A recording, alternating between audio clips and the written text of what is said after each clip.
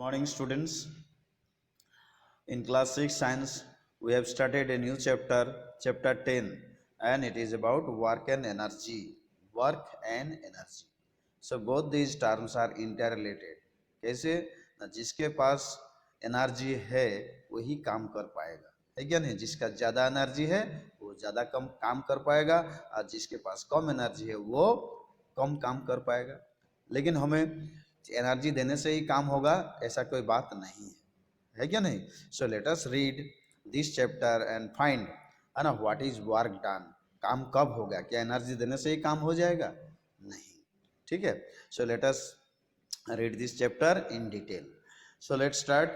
We all use the term work very often in our daily life. है ना, हमेशा ही बोलते हैं काम कर रहे हो. क्या कर रहे हो? ना काम कर रहे हो, काम कर रहे हैं, इस तरह से. So you use the term work very often in our daily life. However, the meaning of this term in science is not quite the same as in our daily usage. A student sitting on a chair may feel that he or she has done a lot of work by studying a whole chapter of the book. है, कभी कभी बच्चा सोचता है कि मैं बहुत काम कर लिया है, तो ये पूरा एक चैप्टर. हाँ, मम्मी अगर पूछी है क्या कर रहे हो, पढ़ाई कर रहे हैं. कितना पढ़े हो? पूरा चैप्टर पढ़ाई कर रहे हो, बहुत काम किए हो, बहुत. लेकिन साइंस में ये काम नहीं माना जाएगा. ठीक है ना? मम्मी सोचेगी काम हो गया, लेकिन science will say that you have done no work by reading the whole chapter. So let us see what is then scientific meaning of the term work. So the scientific meaning of the term work, however, tells us that work by the student in such a case is zero. ना तुम बैठे बैठे 1 घंटा पढ़ चुके हो, काम zero, है ना? बैठे बैठे 1 घंटा सोचे हो, 1 घंटा सोए हो, you have done no work. Okay, ये so इस तरह से. So what then is the scientific meaning attached to the term work? To understand this, let us recall some of the concepts and ideas that we have learned earlier. तो पहले भी हम कुछ work done के बारे में, work के बारे में पढ़ चुके हैं. तो पहले चलो उसी को हम सब दोबारा रिकॉल करते हैं, याद करते हैं. तो हम सब वर्क डन के लिए क्या चाहिए? फोर्स चाहिए, है क्या नहीं? Force is needed to do any work. Okay, और फोर्स देने से ही काम होगा ऐसा कोई बात नहीं है. फोर्स देने से अगर बॉडी मूव करेगा तो काम होगा. आप फोर्स दे रहे हो, पूरा एनर्जी लगा दिए हो, पूरा एनर्जी दिए हो, पूरा फोर्स दिए हो, और बॉडी हिला ही नहीं, हाँ, then no work is done. तो काम के लिए थोड़ा डिस्प्लेसमेंट यानी मूवमेंट होना जरूरी है. फोर्स या एनर्जी देने से ही काम नहीं होगा, थोड़ा बॉडी का मूवमेंट भी होना चाहिए, यानी body must move in the direction of the applied force.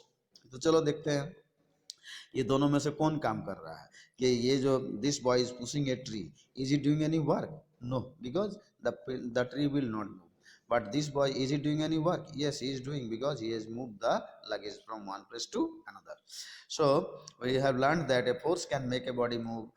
For what a force can do, वही जो पीछे हम सब पहले पढ़े थे, a force can move a body, a force can stop a body. इस तरह से we have learned that force can make a body move which is at rest, जो रेस्ट में उसको चला पाएगा. What is when this happens, the body get displaced. Body move करेगा मतलब क्या? एक जगह से दूसरा जगह जाएगी, यानी डिस्प्लेसमेंट हो जाएगा from its original position. We then also say that the applied force has done some work. तो अब फोर्स कुछ काम किया है, ये जो फोर्स लगाया और डिस्प्लेस हुआ, बॉडी मूव किया, तो अब ये काम हुआ. लेकिन ये फोर्स तो दे रहा है ना, but the tree is not moving, और he is not in a position to shake the tree, हिला नहीं पा रहा है. तो ये काम, इस फोर्स काम नहीं कर रहा. This force is not doing any work, but this force is doing work. We say that the applied force has done some work on the body. So in second case, B is doing work, but A is not doing any work, even though he is applying force or giving energy. Energy खत्म हो जाएगा, पेड़ नहीं हिलेगा तो उसका कोई काम नहीं. In picture the child is pushing a tree, but he is not able to move it. And here there is no displacement of the tree. तो मूवमेंट नहीं हुआ. मूवमेंट मतलब पोजीशन चेंज होना चाहिए. हेंस द लीव्स या पत्ता हिलने से काम नहीं होगा. वो ट्री को, वो पेड़ को धकेल रहा, तो पेड़ टू मूवमेंट होना चाहिए था. Hence no work is said to have been done. In picture B, work is regarded as having been done. Here the boy has pushed the box and has displaced it. एक जगह दूसरा जगह move करा पाया है.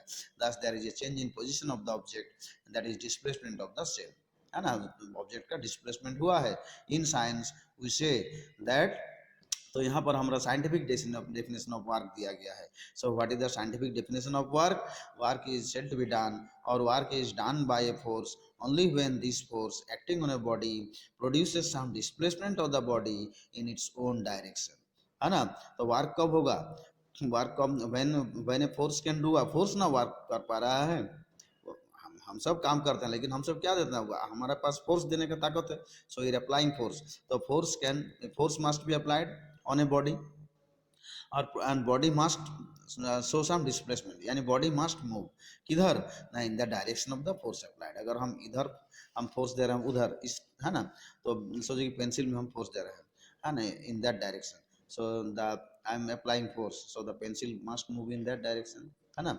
The body must move in the same direction of the as the direction of the applied force. हमारा force का direction इधर से उधर है, तो बॉडी भी उधर इधर से उधर जाना चाहिए. ठीक है ना. सो तो इजी डेफिनेशन भी है. What is when what is work done? Now work is said to be done when a body moves in the direction of the applied force. Work is said to be done when a body moves in the direction of the applied force. ये easy definition है. ये थोड़ा छोटा छोटा टुकड़ा टुकड़ा करके दिया हुआ है.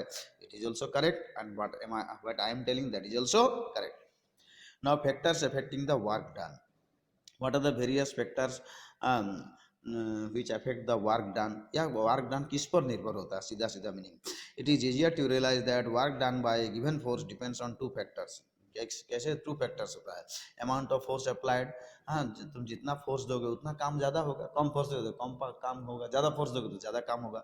सो amount of work done depends on the amount of force applied and the displacement of the object produced by the applied force. और डिस्प्लेसमेंट कितना हुआ? अगर ज़्यादा दूर कोई सामान तुम ले गए तो ज़्यादा काम किए हो, कम दूरी ले गए हो तो कम काम होगा. So these are the two factors on which the amount of work done depends. So amount of work done depends on the amount of force applied and second the displacement produced, है ना, या distance moved in a particular direction. So देखो, ये car cart cart cart A moves 1 kilometre and cart B moves 2 kilometre. दोनों के पास same load है, weight है ना. ये 1 किलोमीटर, हाँ, इसको पुश करके ले जा रहा है, ये 2 किलोमीटर, उतना ही लोड को 2 किलोमीटर ले जा रहा है. तो कौन ज़्यादा काम करेगा? तो ज़्यादा, वेट तो सेम है ना, वजन तो सेम है, लोड तो सेम है, तो जो ज़्यादा दूरी ले गया है वो ज़्यादा काम किया है, उसका ज़्यादा एनर्जी लगा है क्या नहीं. So cart B is doing more work, यानी work done depending on distance covered. The more the distance more the work done. ये लेस डिस्टेंस कवर कर रहा है तो ये कम काम किया है, ये मोर डिस्टेंस जा रहा है, ज़्यादा दूरी जा रहा है तो ज़्यादा काम किया है. So work done depends on displacement. Okay, that is distance covered. और देखो एक पिक्चर है ना, this cart is carrying 100 kg but here is carrying 200 kg. और सेम दूरी जाएगा, ये दोनों सेम दूरी जाएगा. तो सेम दूरी अगर ले जाएगा तो कौन ज़्यादा काम करेगा? जो one who is carrying 100 kg load और other who is carrying 200 kg load. जो ज़्यादा ढो पाएगा सेम दूरी वो ज़्यादा काम करेगा, है क्या नहीं. तो cart D is doing more work. ठीक है, because here load is more, यानी ज़्यादा वेट ले जा रहा है, यानी ज़्यादा फोर्स इसको लगेगा. ज़्यादा वेट तो ज़्यादा फोर्स लगेगा, है क्या नहीं. तो तो ज़्यादा फोर्स, तो जो ज़्यादा फोर्स लगाएगा वो ज़्यादा काम कर पाएगा. ठीक है, तो पहले वाला हम सब देखिए इस पिक्चर में, the work done depends on displacement, कितना दूरी ले गया है. और इस पिक्चर में क्या शो कर रहा है? जो ज़्यादा फोर्स लगा रहा है, किसके लिए ज़्यादा? ये 100 kg वेट है, इसका 200 kg, इससे ज़्यादा फोर्स लगेगा, है क्या नहीं. तो ज़्यादा फोर्स अगर देगा तो ज़्यादा काम उसका होगा. वो 100 kg ढो रहा है, ये 200 kg ढो रहा है, ज़्यादा काम कर रहा है क्या नहीं. एक ही दूरी, बराबर दूरी गया है लेकिन ज़्यादा सामान ले गया है. सो दैट इज द, इसको ज़्यादा फोर्स देना पड़ रहा है. सो amount of force also depends on the amount of work done depends on the force applied. So these are the two. So it is clear from this set of pictures that work done by force depends on the applied force and the displacement. Applied force and the displacement यहाँ दिखाए, produced by it on its own, in its own direction. यानी body किधर move करेगा?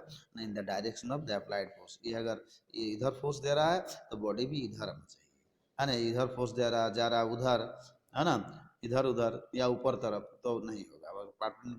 तो ये case पहले और बोलेंगे. ठीक है, देखो ये हो गया two factors. It is clear that the work done by force depends on the applied force and the displacement produced by it in its own direction. अब देखो एक डू यू नो, देखो, a vertical force does not do A vertical force does not do work on a horizontally displaced object. This is because the displacement of the object in the direction of the force applied is zero.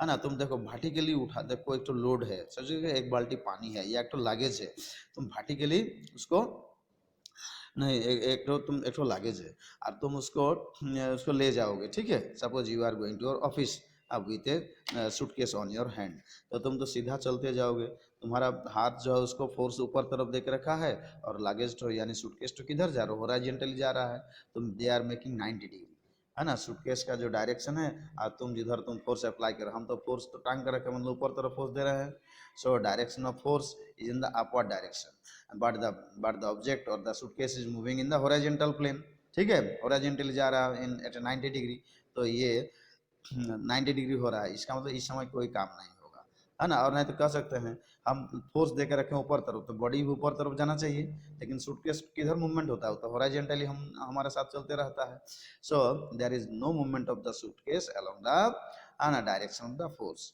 Hence the work done is zero. ठीक, चलो आगे और समझाएंगे।